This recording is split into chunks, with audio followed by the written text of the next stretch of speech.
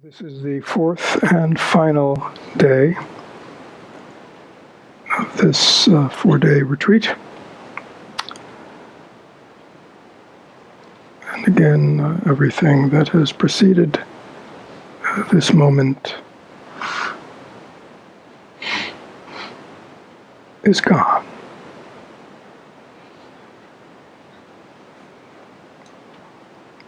This world is dreamlike.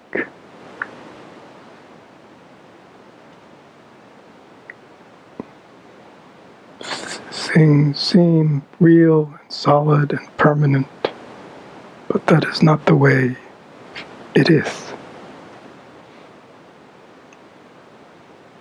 And whether things like mental events have obviously no substance whatsoever, using the electron microscope of our own capacity to look directly at something, we can see very clearly that which appears to have some sort of solidity or permanence when it's looked at directly through the electron microscope of our mind's direct gaze, we see there is nothing there.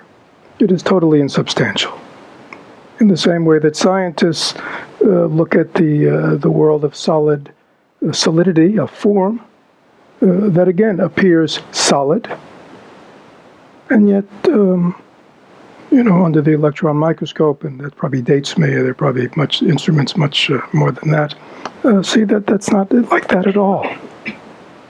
And they're constantly, as far as I know, changing their understanding of what matter really is, but they know it is not solid. It is not a thing. So simply, modern scientists are understanding something that Buddhist scientists understood thousands of years ago, just by using their own mind in a very precise way. As well as, analytically, we can use our analytical tool of mind to also see that, that things that appear to have a certain solid permanence appearance to them, by using our logic and our analytical powers in a correct, incisive way, we can also deconstruct all phenomena into its parts. Right? That's available to all of us. And we can also, through our analytical reasoning mind, we can see all the causes and conditions and variables that support a phenomena or a thing for having come into being, and we can actually disassemble it too. So please use your minds. It must be being in church here, I don't know, for what God gave them to you for.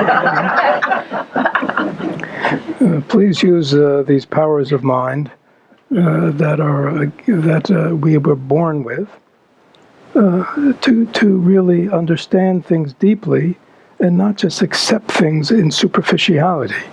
Buddhist psychology, Buddhist philosophy is just about that. It looks beyond superficiality. It looks beyond the way things appear. All things that appear to the five senses in the external world, things that appear to the sixth sense, the mind, in the internal, so-called internal world. Okay, that can all be deconstructed, analytically, logically, rationally. But the wonderful thing about the discoveries of meditation is that they can be actually experienced. One can go beyond intellectual, conceptual understanding about all things, inter-are, all things are interconnected, we are one, all these concepts that people throw about, and we can actually experience that as a living reality because it is reality. It's not just a mystical experience, it is the way things really are. And all masters and Buddhas awaken to is simply how things are. Nothing profound. Nothing made up, nothing mystical, nothing spiritual, nothing religious at all. Totally scientific. It is the way things are. And a Buddha and an enlightened master is somebody who clearly sees things the way they are and lives from that truth, which is something that scientists can't do.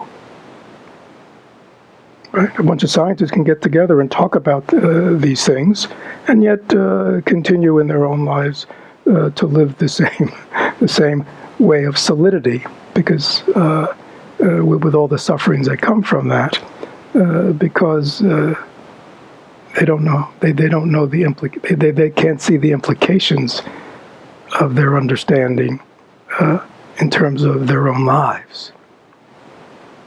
The Buddhist path is the Buddha took his profound understandings of the way reality really is, and he saw its applicability, its meaning in the lives of human beings. The lives of human beings are our lives. Is that clear? So that is available to all of us.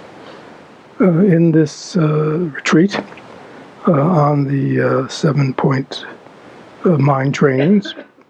The second one we've done in the past 6 months.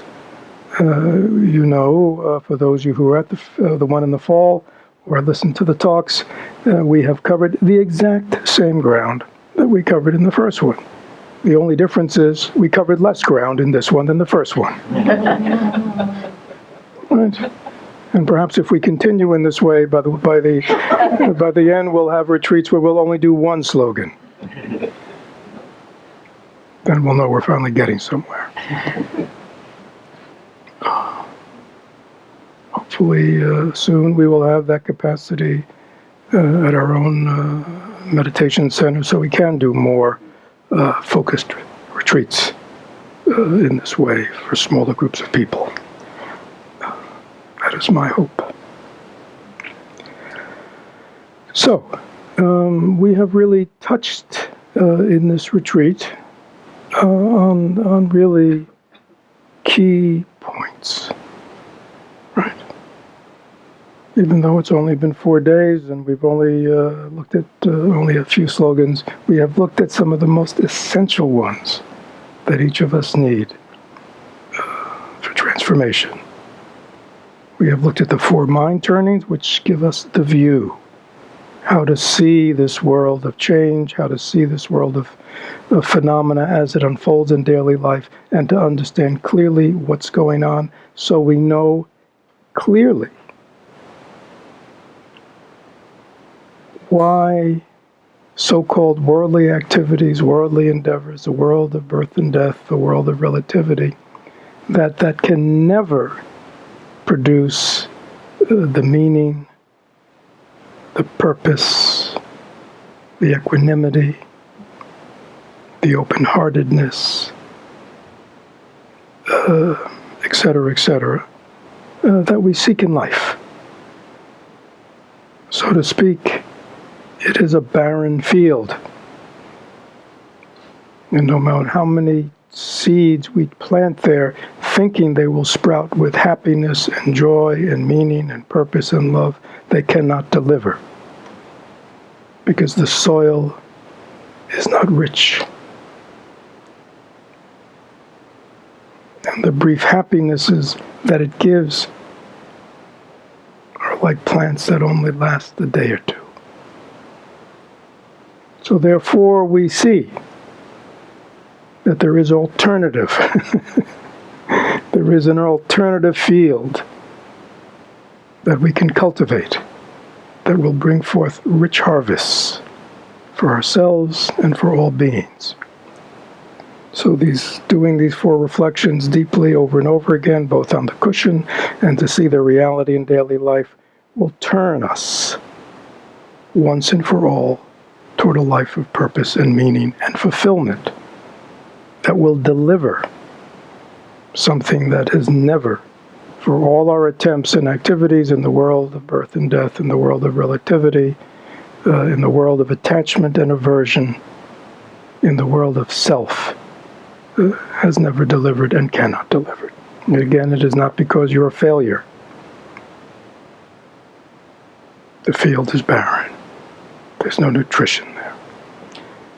Having said that, we then explored several slogans in what are called absolute bodhicitta, looking at the absolute, unconditioned nature of this enlightened mind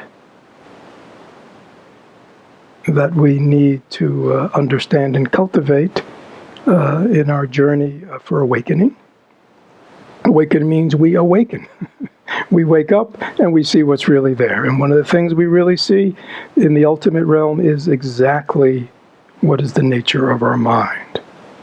We go beyond the fog of conceptualization. We go beyond the fog of our endless thoughts and likes and dislikes. We go beyond the pernicious influence of every thought, every action being contaminated with the thought of I, me, mine. We go beyond duality. And we touch the essential purity, the pristine, uncontaminated, beginningless and endless purity of our own mind, our own awareness, our own Buddha mind, through that process that we have just touched on in this retreat. And then we have then moved into the area of in the cultivation of this awakened mind, understanding that comes from having investigated our minds, seen the falsity of our concepts, our dualistic concepts, having seen the falsity of self, and it is only through the belief in a self that the whole world of the other and the world of separation manifests. Having gotten a glimpse through that, we are now much more able to understand that it's not that, what do they say? I am my brother's keeper. I don't know what they say. No, I am my brother. It is very different. I am my brother. I am my sister. We are not different. I am not, their keeper is still in duality. It's like there's a role to play. No, it's much more intimate than that.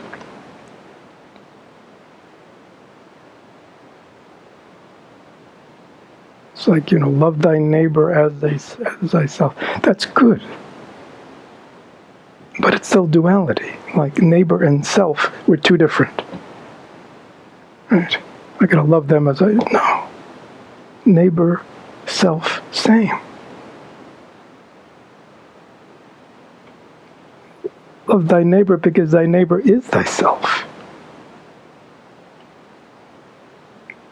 And that, in the Bodhisattva way, is the true underpinning of love and compassion. It is natural. To the Buddha, it is natural. It is, again, the same naturalness we say that this hand, unthinkingly, when this hand is itching, it will scratch it. Right? There's no separation. Right? That if somebody throws something at the head, the hands go like that to protect it. Right? It doesn't think. It's not coming at me. I'm down here. I'm fine. Right? No, it's like that. Because the hands understand that it is connected to the head. One body. So that is why Buddhism, love and compassion, the desire to protect all beings and to be kind to all beings and take care of all beings, eventually becomes spontaneous and natural.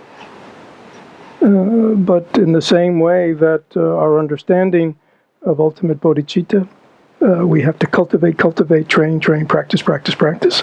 So it becomes a real ongoing experience that informs our life. In the same way, we have to force open. Last night we practiced Tonglen, we practiced equalizing the view. We practiced generating love and compassion. We have to force open that heart that has forgotten how to love. Or if it does love, it loves in very narrow, selective ways, and it most oftenly loves with attachment, which is not love. Okay. So in the same way, we retrain our minds through the practices of ultimate bodhicitta. We retrain our heart-mind, same mind, through the practices of love and compassion, and especially the exchange. Right? The exchange that forces us to come out of our egoistic, self-centered shell and to acknowledge the suffering that is around us. It forces us to come out of our narcissistic self-concern about my suffering,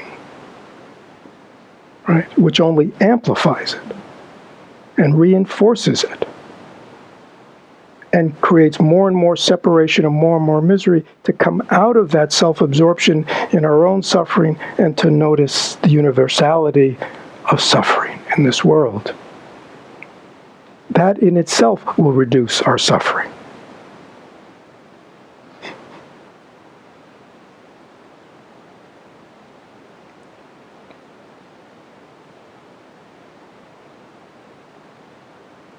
In the same way that we want to be free of our suffering, when we open our eyes, we see everybody else wants to be free of their suffering too.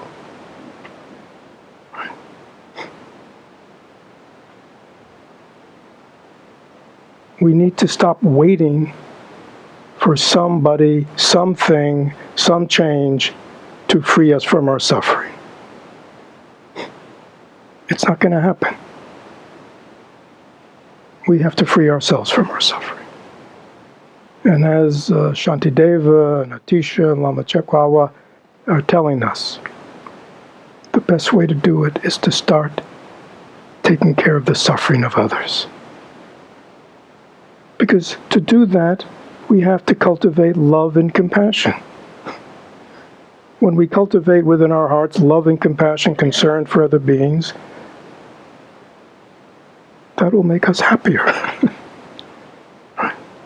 That in itself will transform us. The heart of love, the heart of compassion is transformative for the person who cultivates it. You know, I didn't, there is a slogan in the section on relative bodhicitta. The first one is in the meditation is training, taking, and sending alternately, put them on the breath. And then it says in post-meditation, the slogan is 3 objects, 3 poisons, 3 seeds of virtue. Okay, so this is another way of doing Tonglen. And last night we learned that one can do the exchange with oneself. One can imagine oneself sitting in front of one, and one can do the exchange of taking on the suffering and giving forth the antidotes and the remedies. We can do that for ourselves.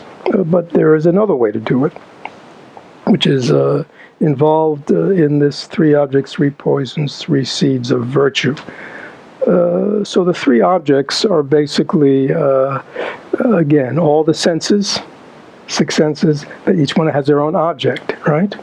And usually in Buddhist psychology, when a sense makes contact with an object, it traditionally has more or less, with some complexity, 3 responses, right? It either is attracted, it either is repelled, or it is neutral. Okay? It is in relation to this sense contact with these 3 objects and the arisal of attachment, aversion, and indifference or confusion, as is sometimes called, that the three poisons arise of desire, of attachment, of avoidance, of hatred, of indifference, of confusion. Can you see that? So those, in relation, what it's saying is there are three objects, and in relationship to the three objects, the mind generates three poisons.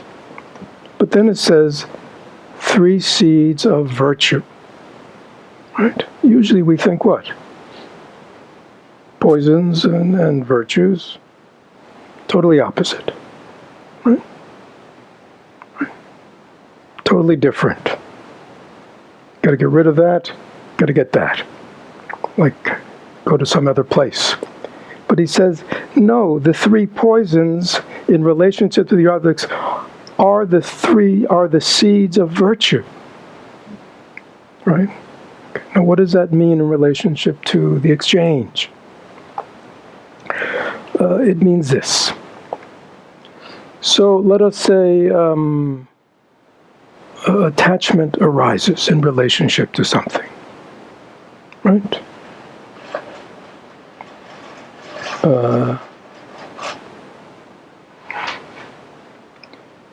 And because of that attachment, one's mind is disturbed.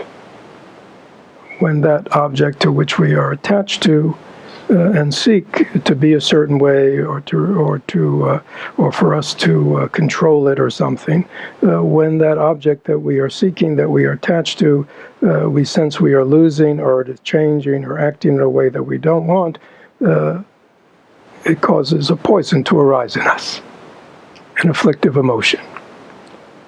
Okay, immediately join that with the practice of meditation. Okay, so what does that mean? Okay, so usually when one is in one of those states, one is either lost in that state, right? Just feeding it and fueling it, or else one is trying to fight it off, right? That's our usual way of, where we're either totally indulgent or we struggle with it, right? We fight it off. But what this says is the opposite. When you are finding yourself in a place of attachment, and when that's just, we're just using that as an example, you could say anything, you immediately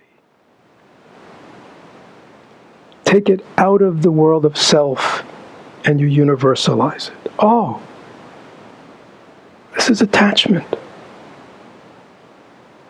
This is the experience so many beings have right now. Right now, as I'm having it, there, millions and millions and millions and millions of people are having it too. And they are suffering the same things that I am suffering now. Right? It is vast. Right? I wish right now that all beings could be free of the poison of attachment. That is my wish. And as long as I'm going through this suffering of attachment, I might as well take on all their attachments, right? I'm going through it anyhow, so I'll take on all their attachments, all their poison, take it to me, and I give them the opposite. Okay?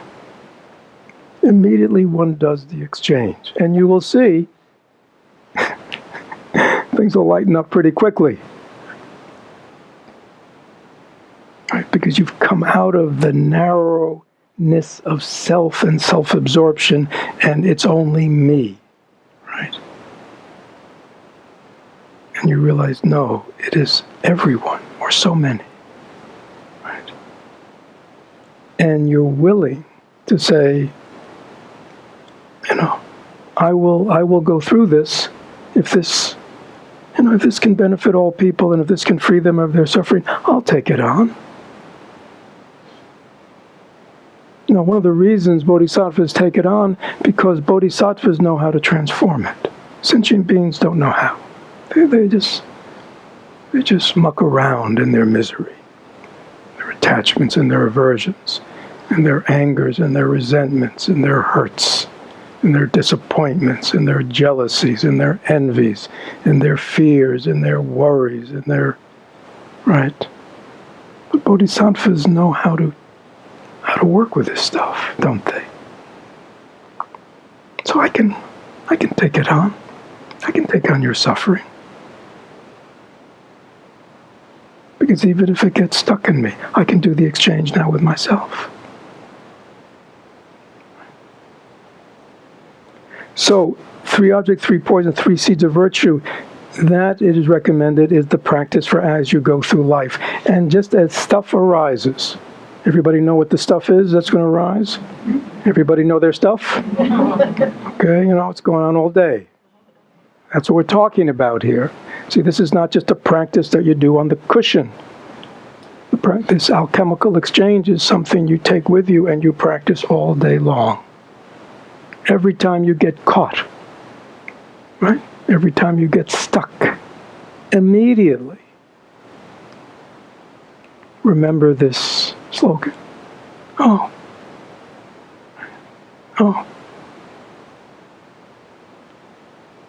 Just as I now am lost in resentment or lost in hurt, or now that I'm feeling disappointed, or wow, millions and millions of people. I mean, everybody experiences this at some point or another. Oh, it's my wish that all beings could be free of it, not have to feel this. And if give me your disappointment. Give me your disappointment. I'll take it on. This is something you do in your mind. Can you see? You only really understand how powerful it is when you do it, that it's a game changer. Again, psychologically, you get out of the narrowness of self-absorption. Right? You get out of the encasement of afflictive emotions that just cover up the purity of our minds, and immediately destroys whatever good intentions we set first thing in the morning, right? Today I'm going to be what? A radiant light being, just spreading love wherever I go. And we don't add, but don't anybody get in my way. Because there'll be a price to pay for it. You see, we're not honest. That there is our overt agenda that we speak so nicely, but then our self has its covert agenda that it is always agitating for. It is always propagandizing for. Okay? And so we have to be ready. And again, the wonderful thing about the exchange, can you see, it is so nonviolent. You see, it was funny. Maybe you saw this at breakfast this morning. But in walked a policewoman. I didn't see her face. I just saw her behind. I thought, how interesting. How armored she is. How armored. I mean, she had her gun, she had her tape. I mean, she was armored. And then you realize, wow, what a different battle she's fighting. Right? We are different kinds of warriors. Right? Right? We are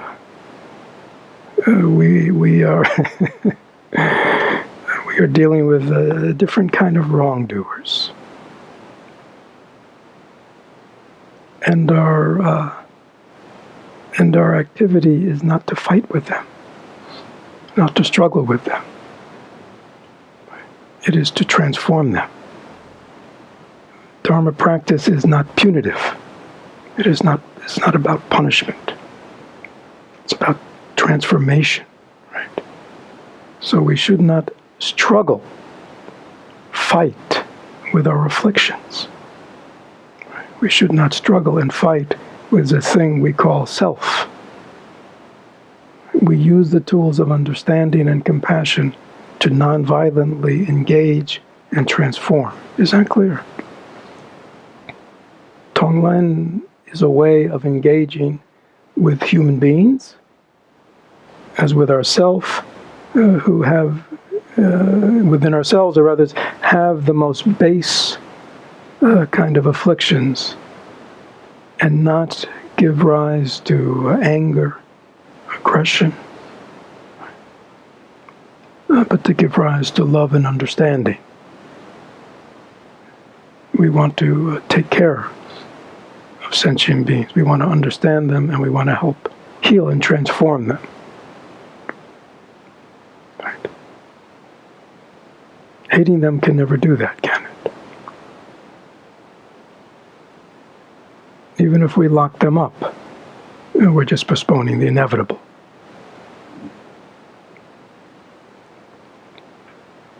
So please remember the practice of 3 objects, 3 poisons, 3 seeds of virtue. They are the instructions for post-meditation. And as Jamyang Kongtrul says, attachment, aversion, and other emotions are used in this practice by working with them in the same way I just told you. Thus, the 3 poisons become 3 limitless seeds of virtue. Right? That is the magic of this practice. Right? The seeds of poisons become the seeds of limitless virtue when we enter into them in this way.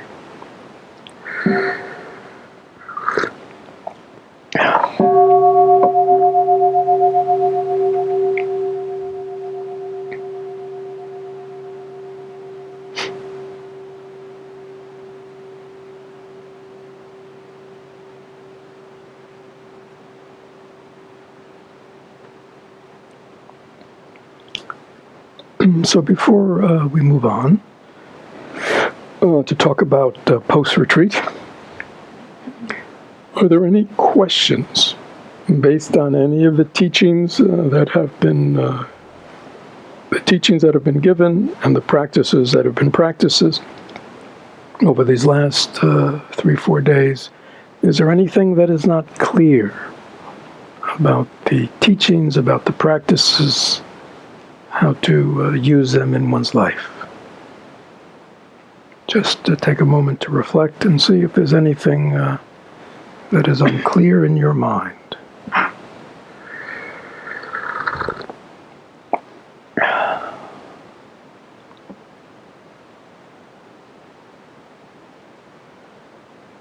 Oh, yes, Maria. I adjusted the last slogan. Mm-hmm. The 3 poisons and the 3 seeds of virtue. But what are the 3 objects? I mean, I get the 3 poisons. The objects are, again, every sense. When we see, like everything we see is an object. Okay? Ears, every sound we hear is an object of hearing. Right? So all the 5 senses have their object, right? Smelling has odors, right? Okay? And the mind. Well, this is generic. Okay, so this is saying that all the senses and the mind has objects too, like thoughts, feelings, perceptions. Those are objects. They're, billions and billions of objects. Okay? But when it says the 3 objects, it says that basically we break down all objects into 3 types of objects. Those that are pleasurable, those that are unpleasurable, and those that we have a neutral response to. So those are the 3 objects are kind of this generic way of looking at, everything we see, smell, everything. It's either pleasurable and we're drawn to it. It's either unpleasurable and we want to avoid it, or it's neutral, we're just indifferent. So these are the 3 objects. So it relates really how we relate to everything. And that goes then totally, because the pleasurable objects are the ones that we have the desire. Right. So the pleasurable ones are ones we have attachment for. So these go right. The negative ones are the ones, right. The unpleasurable ones are the ones that we have a negative or avoidance to. And the neutral ones we are indifferent.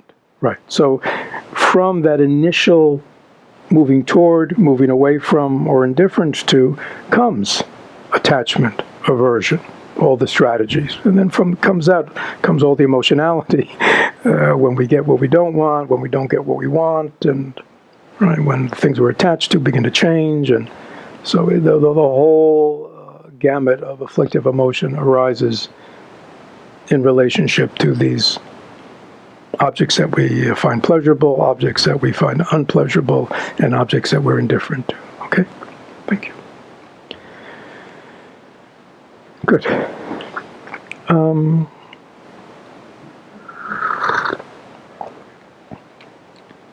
Good.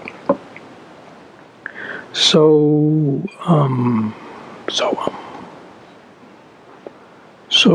some time ago, we came together.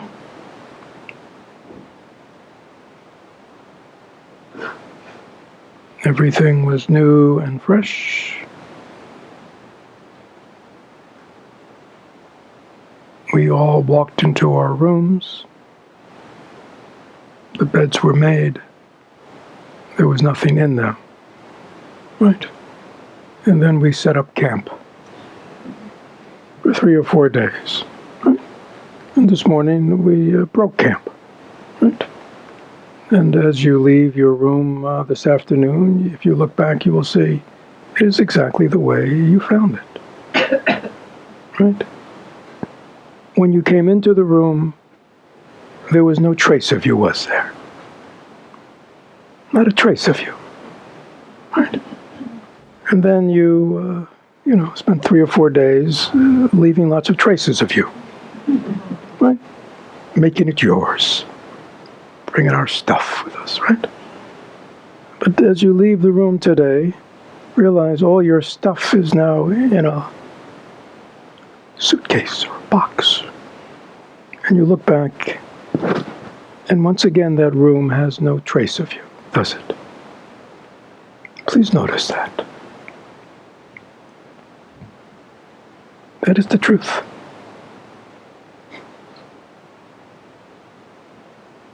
There it is. We come into the world. We set up camp. Gather our stuff. And then at the end, we just leave. And we look back. We're not there anymore. So in a sense, all beginnings and ends are important for us to understand,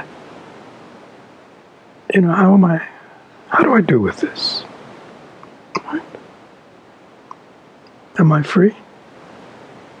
Right. One moment ends, but another moment begins. Right?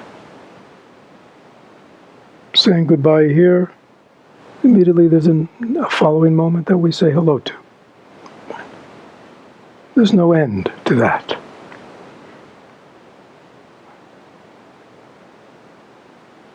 Can we be free like that? In Zen, it is actually cultivated, the practice of leave no trace. It said, leave no trace. It's a practice. Best practice is leave no trace of yourself. Wouldn't even know you were there. Many of us, we don't like that, right? We want to leave a trace, don't we? We want to leave lots of traces. We want everybody to remember us and notice us and not to forget us, right? We want to leave traces everywhere. But it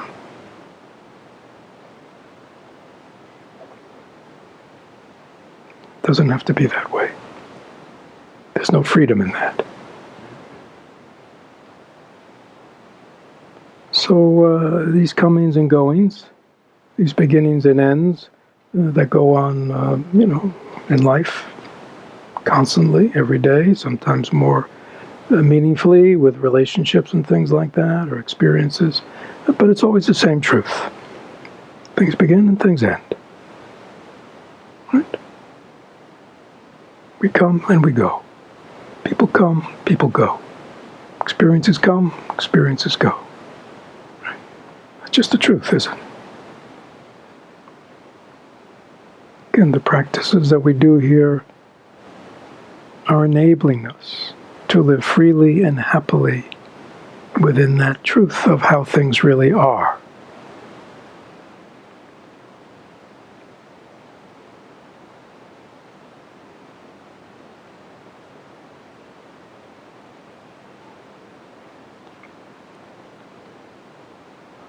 So please, again, use all experiences as opportunities to awaken. What are we awakening from? The dream of permanence.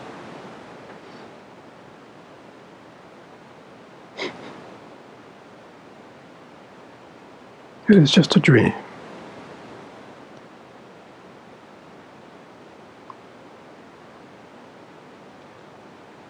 Such as talking about, coming here and going into our rooms. It's a dream, right?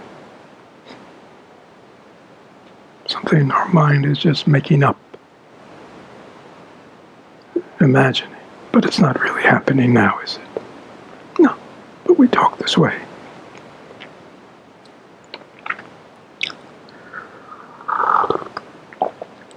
In just a few hours, we will do more than just breaking camp from our room, but the whole retreat will break camp, right? And the same thing will go on in our wonderful meditation hall. It will return to wherever it looked, and hopefully we will leave it exactly as we found it, and there will be no trace of us. Right? Nobody will be coming in here and bowing. They come in. They'll be tromping about in their shoes. And there may be a crucifix or something else up here. How magical this world is.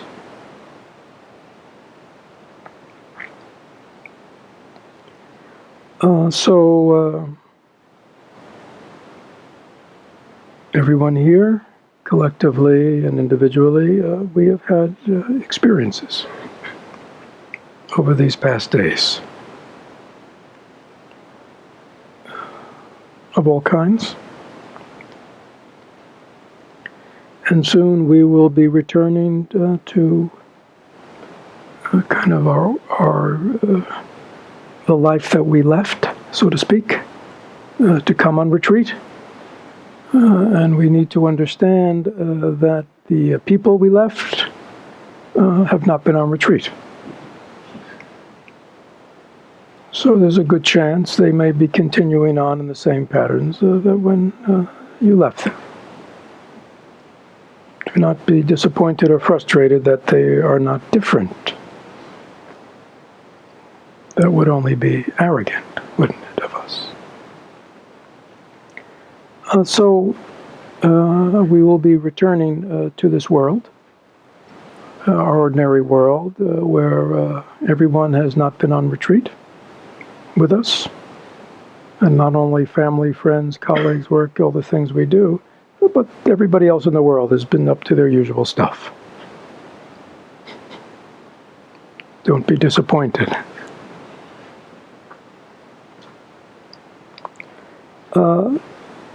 But there's even something even more important that we have to be aware of. There is a very strong energy that each of us has in the way we do our life, in the way we do our relationships, right? In all areas of your life, there is this energy, right? And I assure you, it is because that energy is within us that when we return to those situations, that energy will immediately or soon after begin to manifest. Right? The way we've always done things. Related to things, thought about things, felt about things, right? That will not disappear, because that has its own energy. It has its own habituation. Is that clear? So it's important that at this point of the retreat that we spend some time acknowledging that, right? And, asking, well, if you feel that being on 4 days of retreat change your views about things,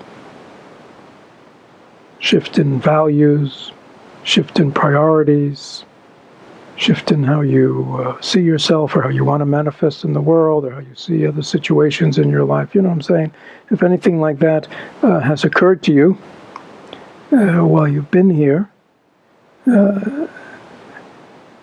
and you want to bring that into your life, you have to be very clear about what you're doing, or it will not occur. Actually, in the slogans, we haven't gotten there yet in our study about the four forces. I don't know if anybody's read. They are, what are they? The first is like a kind of resolution, right? Kind of intention, resolution. I mean, this is stuff in here, so I'm not making this up. It's like, the first is resolution. And we have to be very clear. I mean, I think more modern day, we would call that intention. We have to be very intentional. Not only with the big intention, like I want to wake up and liberate, so I can liberate all sentient beings, and I want to be a good person and a compassionate person. But it really means, not only the resolutions or intentions for a lifetime, or for this year, or for this month, or for this week, but it means for this day, it means for this hour, it means for this half hour. Okay? The more we are clear, and we live very strongly with intention that is constantly being nurtured, there is a better chance that we will succeed in our practice of transformation, right? If there is not a lot of intention, if there's not a lot of a resolution in this very continual way that I'm saying, there's a very good chance that those things that we do want to affect change in will not change. So intention, resolution. Okay. I believe the second one is, we might call it habituation, familiarization, which means there has to be repetition. That's practice. Right? There has to be that willingness over and over, day by day, hour by hour, to continue to become more and more familiar with, to get habituated to the kind of things we've been talking about for the last 4 days and bringing them into our life. Right? If you think examining the nature of unborn awareness is pretty cool, make it a habit. Right? If you think the practice of the exchange of self and other, practice of turning poison into virtue, it's pretty cool, do it all the time. Make it a habit. Right? Everybody know what a bad habit is? Okay. Anybody have any bad habits? Okay. So these are called good habits. And many of us work our bad habits all the time, don't we? We're very dedicated to working our bad habits. We need to become as dedicated to working our positive habits. I believe the next one is the cultivation of positive seeds. In other words, we need to be very clear that that our life and its activities need to be about virtue. Being a virtuous person, doing virtuous acts, doing good, planting good seeds, cultivating good seeds in ourselves and in everyone else. Creating virtue, creating value in everything we do. Always looking for opportunities to do good, to be of help, to be of service. This should be uppermost in our mind.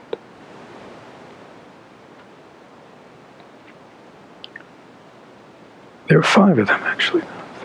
Yeah, the 4th is, I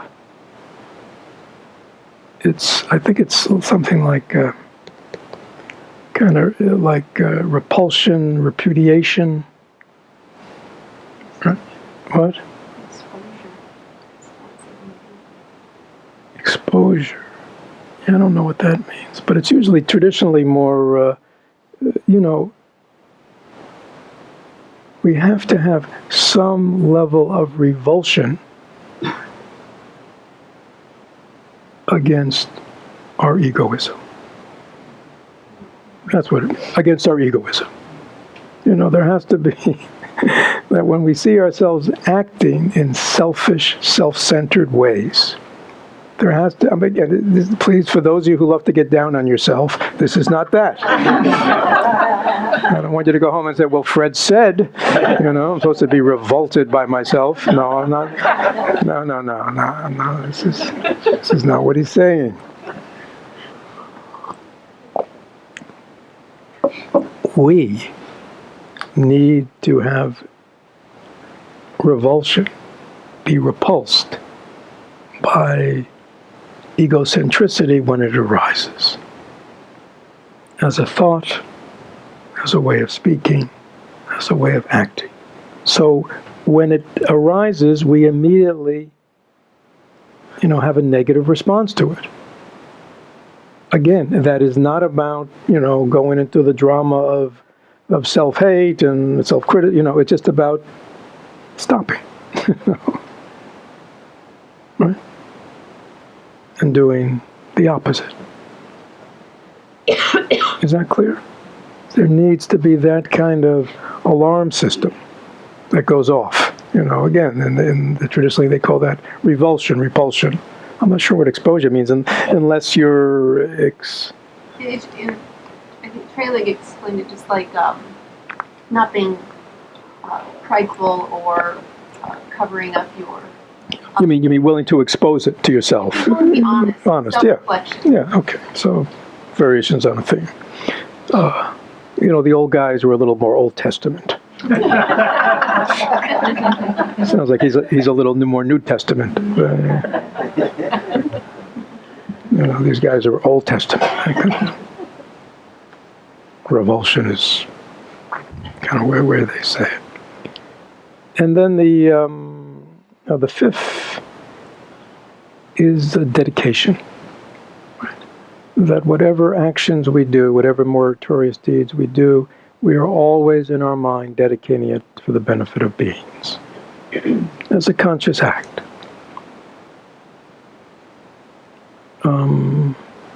You notice in our ceremony, right? In our chanting ceremony, we do the sutra opening verse that goes, how's it go? The Dharma. We now. Right. So that's the first one, right? You see, that's our intention. You'll see it's really throughout Buddhism. So that's the first one, right? My intention is to study and practice this beautiful Dharma, right? And then at the end, we say what? We dedicate the merit to parents, teachers, friends, Nusbim, may they all be shared. So that's dedication. So in traditional kind of Buddhist practice, a practice has 3 parts. First part is the setting the aspiration or the intention. Second is doing the whatever the activity is as purely as possible. And 3, at the end, dedicating the merit for the benefit of all. Again, that takes us out of the world of self. And it brings us into a world of value and transcendent. I mean, it's a much richer universe than the petty universe that the self lives in.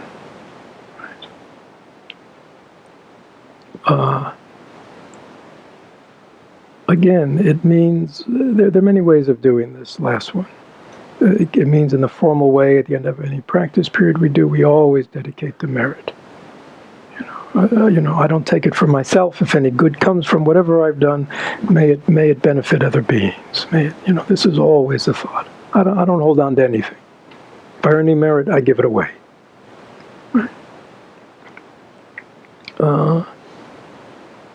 But as I said the other day,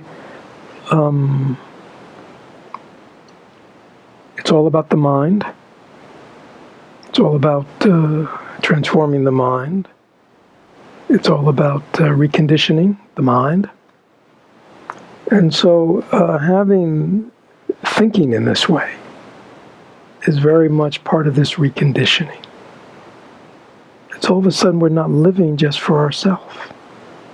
The drama of our life is no longer just about me. We are now, it's a bigger drama, you see? It's about benefiting all beings. See, that's the drama we're participating in. Most of us are participating in a drama that only has one person. It's like a one-person show or something, But we want to participate in a drama that includes everyone. That's the Bodhisattva drama. Right? It's not a one-man show, one-woman show. So we want to do this, again, by the aspiration, intention, the dedication, and end, is always reinforcing to us the bigger stage that we are acting on. Is that clear? So that is, again, a very powerful practice. And again, it is a little bit down the line. I think they're called the 5 forces or something.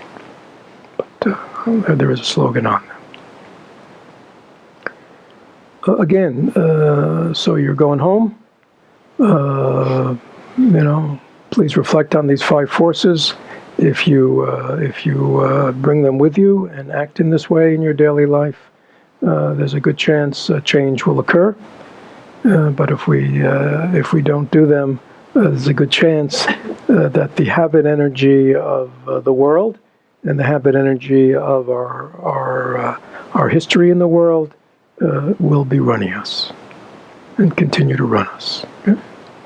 So again, the reason there are these teachings like the 5 forces, I asked you all to read them and study them, is because that everybody in our position has dealt with the same issues. And there is wisdom there and experience that can help us. Okay? Is that clear?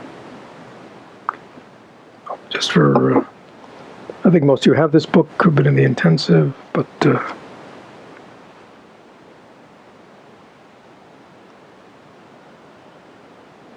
5 forces. The 5 forces summarize the crucial points of practice in a single phrase and contain numerous profound key instructions for the practice of the holy Dharma. Here he calls it, where I called it intention, he calls it impetus. Anyhow, interesting. So let me end with the noble being Shantideva.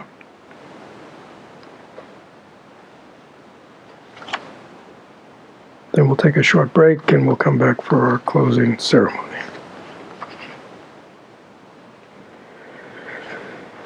Those whose minds are practiced in this ways, whose happiness it is to soothe the pain of others, will venture into the hell of unremitting agony as swans sweep down upon a lotus lake. The ocean-like immensity of joy arising when all beings will be freed. Will this not be enough? Will this not satisfy? The wish for my own freedom, what is that to me? The work of bringing benefit to all beings will not then make me proud and self-admiring. The happiness of others is itself my satisfaction. I do not expect another recompense.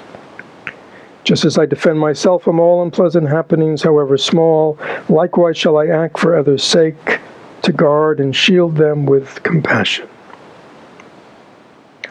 Although the drop of sperm in blood is alien and itself devoid of entity, yet because of strong habituation, I recognize and claim it as my I, self. Why then not identify another's body, calling it my I, or self, and vice versa? Why should it be so hard to think of this my body as another's? Seeing then the faults that come from cherishing myself, the oceanic qualities that come from loving others, I shall lay aside all love of self and gain the habit of adopting others. Hands and limbs are thought of as members of a body. Shall we not consider others likewise, limbs and members of a living whole? Just as in this form devoid of I, self, the thought of self arose through habituation, why, upon the aggregate of all living beings, should not the thought of I, self, through habit, be imputed? Thus, when I work for others' sake, no reason can there be for boasting or amazement. For it is just as when I feed myself, I don't expect to be rewarded. Just as I defend myself, therefore, from all unpleasant happenings, however small, likewise I shall act for others' sake, to guard and protect them with compassion. Just a few others and then we'll end. All the harm with which this world is rife, all fear and suffering that there is, clinging to the I has caused it. What am I to do with this great demon? If this I is not relinquished wholly, sorrow likewise cannot be avoided. For one that does not keep away from fire cannot escape from being burned.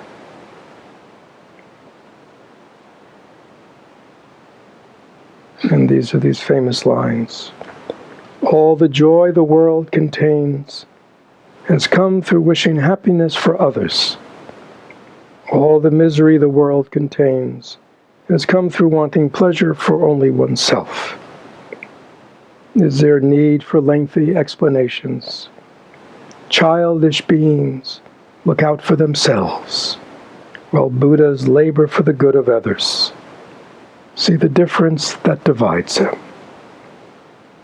If I do not give away my happiness for others' pain, enlightenment will never be attained. And even in samsara, joy will fly from me. So hopefully we will be inspired by this human being, just like ourselves, Shantideva, who in the 8th century kind of got it and wrote these. He actually said he wrote these down for himself, just to kind of clarify his own understanding. But luckily, a fragment was saved for the rest of us.